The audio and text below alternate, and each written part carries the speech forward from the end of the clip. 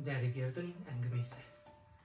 Біздің психиатриялық аурухана қаланың батыс жағында.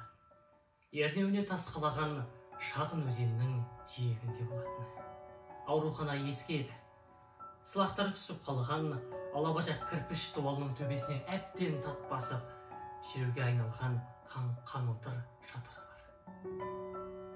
Маңайда машина жүретін көше болмағандықтан төңірек ертелі кеш құлаққа ұрғандай тып-тыныш болып тұрады. Мен сонда істеген біраз жылдың ішінде неше түрлі жайттерді басымнан кешірдім. Дерт көп, денсаулық біреу депті ғой бір халық. Не көп, аурудың түрі көп. Бірақ солардың ішінде бір оқиға есімде айрықша қалды.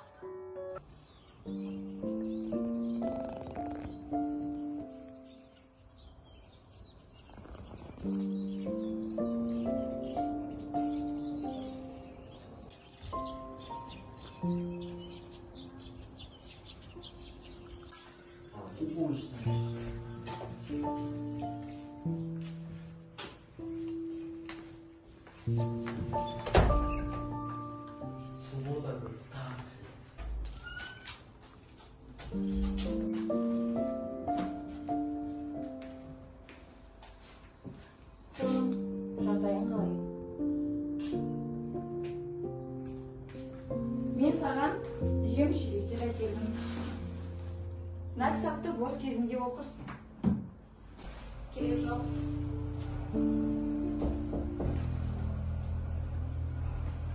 Саламатсыздар ма? Сіздер қартайын бермеңіздер. Алма ертең аздап береді.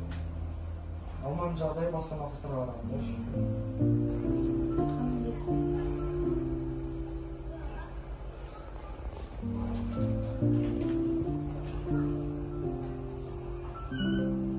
Біздің бөлімшеге келгеннен кейін мен Алманы жеті бақылауыма алдым.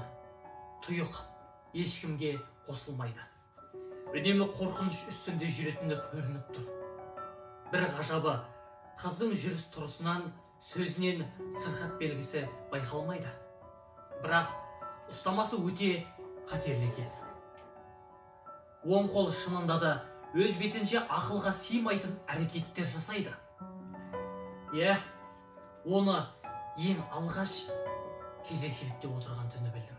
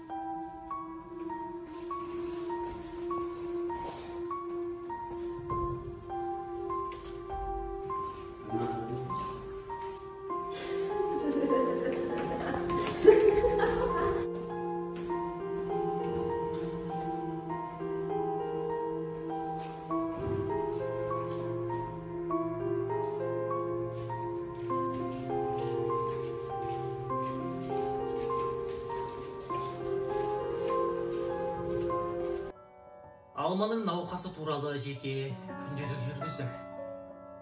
Жеке күнделік жүргіздім.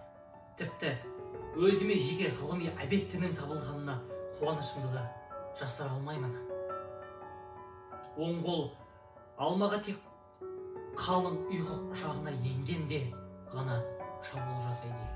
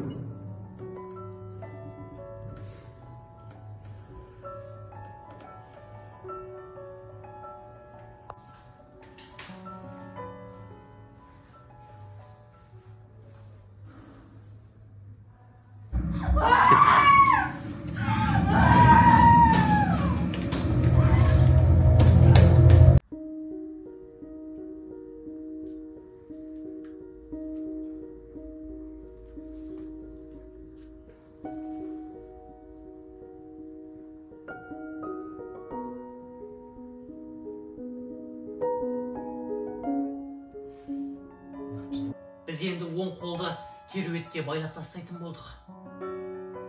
Бұл алғашында жақсы нәтиже берді.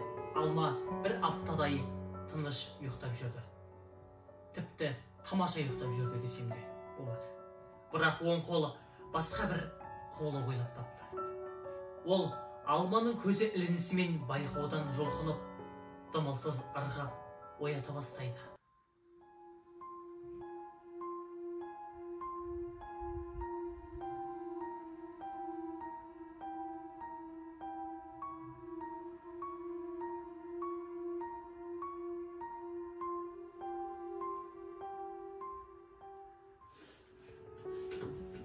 Алмаға деген толық сезімімді қазірде тіпті толық дәлелдеп бере алмаймын.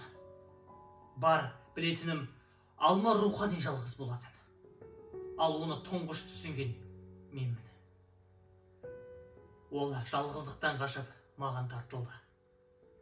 Бірақ оған кім болса да бәрі біледі. Әйтеуір біреуге тығылу қажет болды.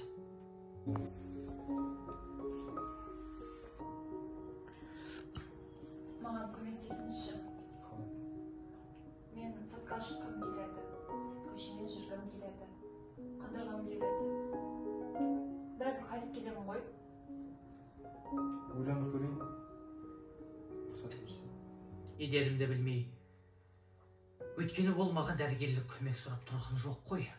Рас, психиатриялық ауруханада жатқан адамдардың мұндай тілектері көп болады.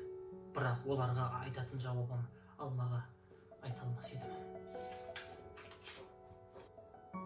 Мен ауруларға рецепт жазылған кітапшаны аударып отырып, көзімнің қырымен сестраны аңдудамын. Сестра шамылдықпен қоршаған процедураның кабинетіне кіргенде сумкамды ала сала жүгіре басып, Алманың бөлмесіне кіріп кеттім. Алма төсегінде кітап оқып отыр екен. Менің түріме үрейлене әрі таңырқай қарады. Мә, тез киін, дедім.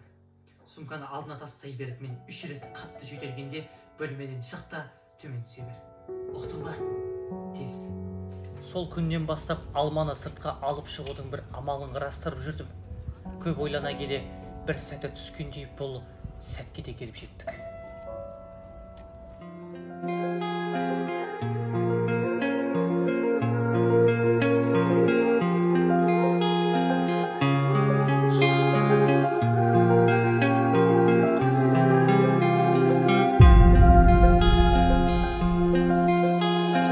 Жүректе бір сезім бүршігін жарғандай, сезімдік самалмен сені іздеп жатқандай, қол создым саған мен арайлы ақ таңдай, тұп-тұнық сезіммен қол создым арманға.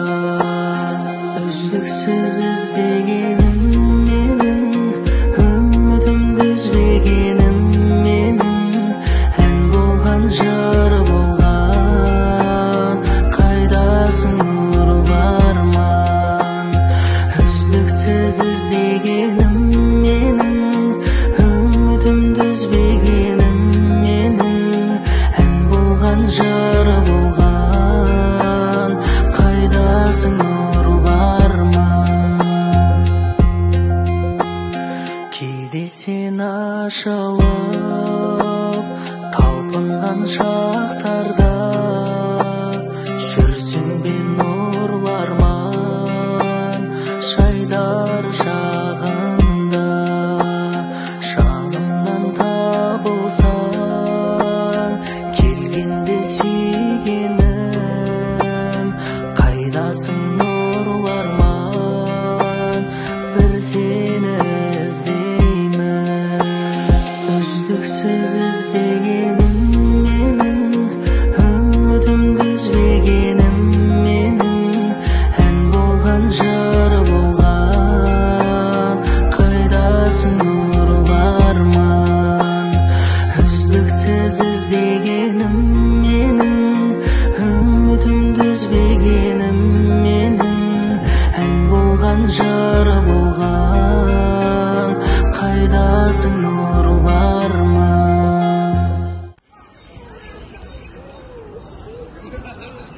Saat қаншалық? Saat 8-ден бері. Уақыт болып қапты ғой. Жарайды, онда біз қайтайық. Сіз іздеп қалған шығар.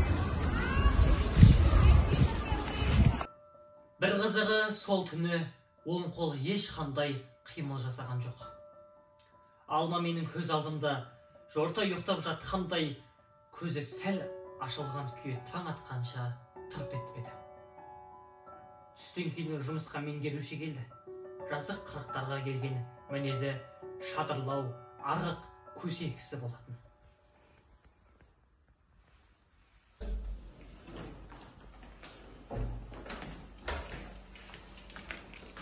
Сен не, түнгі кезіп ішімге білмейсің ба?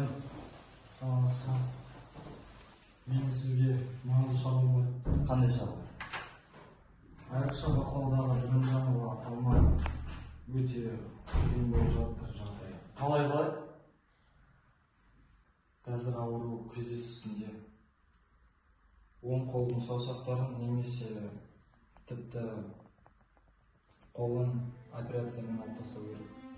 Осы 2-3 күннің ішінде қызы өзі қолы тұншықтырып өлтіруі мүмкін. Сен сонда адамға бір ота жасағанын құлан таза айқып кетеді деп ойлайсың ба?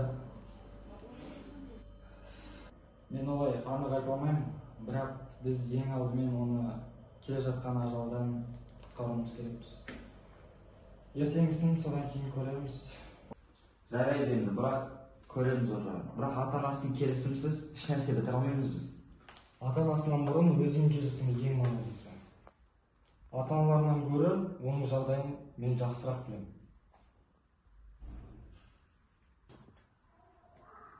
Жарайды енді, оның жағдайын ақылыптан кейін көре жатармыз. Рас, дүниенің бәрі адамның қолымен жасалады. Бірақ зұлымдықта адамның қолымен жасалмай ма? Зұлымдық жасайтын қолды тез кесіп тастамаса болмайды. Тез кесіп тастау керек. Тез. Мен таңертең ерте ояндым. Кешегі оқиғаны ойларымда еске алғанда ұйқым бірден шайдай ашылды. Таңертеңгі асымды шала-пұла ішіп ауруханаға келдім.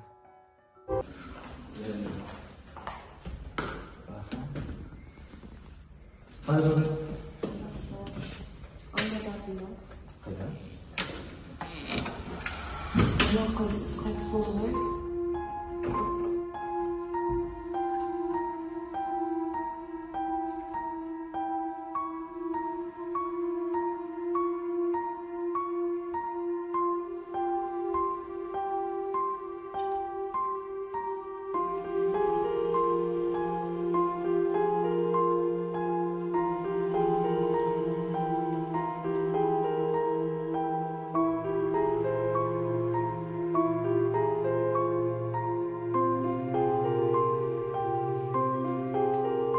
Төсекте шалқасынан жатқан Алманы көрдім. Аузынан тілі шығып, көзінің қарашығы төңкеріліп кеткен. Түрінен қатты қиналған көрініп тұр. Жақындап келіп, білегін ұстадым, суып кетіпті. Тамағында көкпеңбек қолды мәсі. Оң қолы кеудесінде жатыр. Өлгеннен кейін ажыратқан болу керек. Кепіл боламын. Өлтіріп тынатыны. Айттым ба дейді біреу ішімнен. Айтқаным келді ме? Мен жыламауға тырысып